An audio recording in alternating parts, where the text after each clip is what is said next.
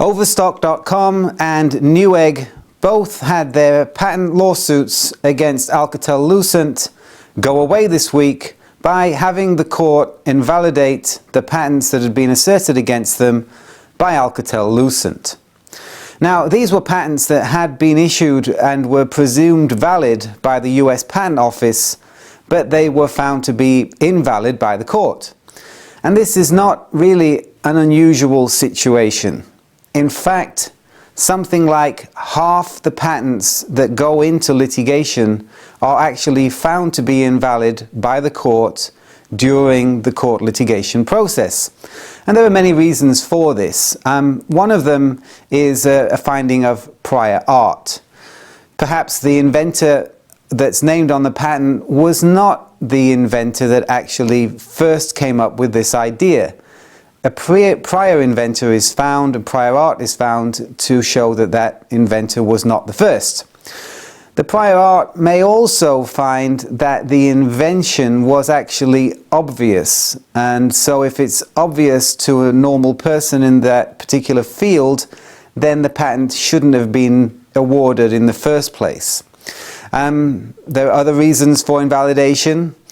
Perhaps the inventor did not disclose the best mode of operating this patent. They tried to kind of hide the way the patent should be used in practice.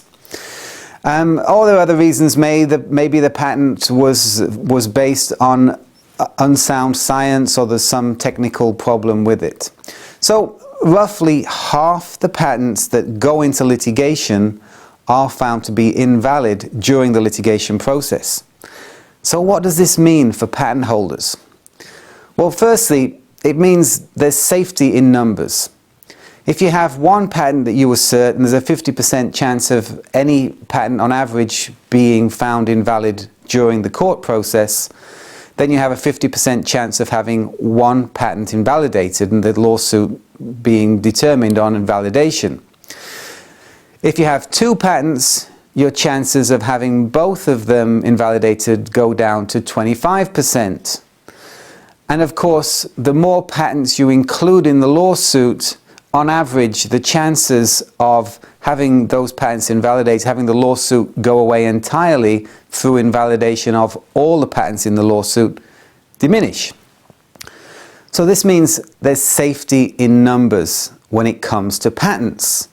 And that's one of the reasons why these patent pools are accumulating hundreds or thousands of patents. If someone comes after you with one patent, you've got a 50% chance on average of invalidating that patent in the process.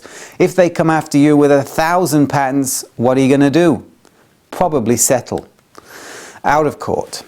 So the effects on licensing and litigation are that the accused infringer basically runs the numbers, the probabilities, and they're likely to settle out of court and pay license fees if they feel that they're unlikely to invalidate all the patents in the suit. With more than 10 patents in a lawsuit, most defendants feel that an invalidation strategy is not going to work, and they're more likely to settle.